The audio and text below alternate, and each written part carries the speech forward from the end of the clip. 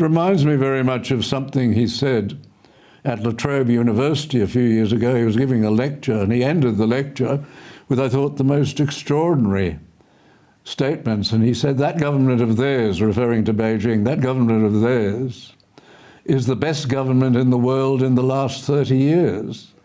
And I found that extraordinary, that anybody could assess the Beijing regime as one of the best government, or the best government in the world, when you consider that on every reasonable report, the communist regime has been guilty for the deaths of something between 50 to 80 million people. That seems to be the general consensus of most responsible observers. The deaths of so many people during that long regime have been the result of that government, and they haven't stopped there. We know that in relation to the Uyghurs are treated as slave labor. They're subject to what the United Nations would assume was genocidal rules.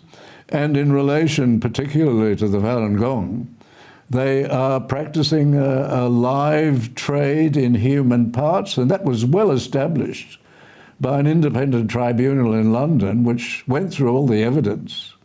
And there seems to be no doubt that that is continuing today. These serious breaches of human rights law are being committed by this government, and here we have Mr. Keating treating it as the best government in the world in the last 30 years.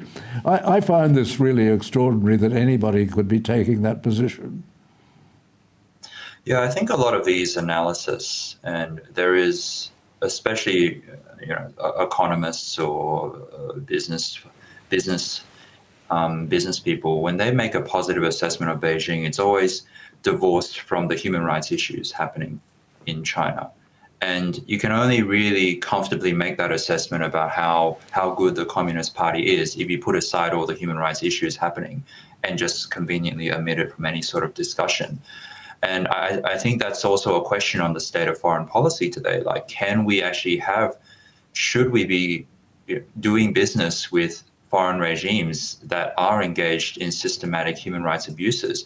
And it's well known now, Beijing engages not just in any sort of human rights abuse, in quite extensive and sometimes quite chilling human rights abuses, including organ harvesting. So Mr. Keating, I think, he's not the only voice who speaks about similar issues or has a similar approach to Beijing. There's a lot of people in Australia who say similar things. And generally, one of the key things they omit during their discussions is simply just the scale of the human rights issues happening in China.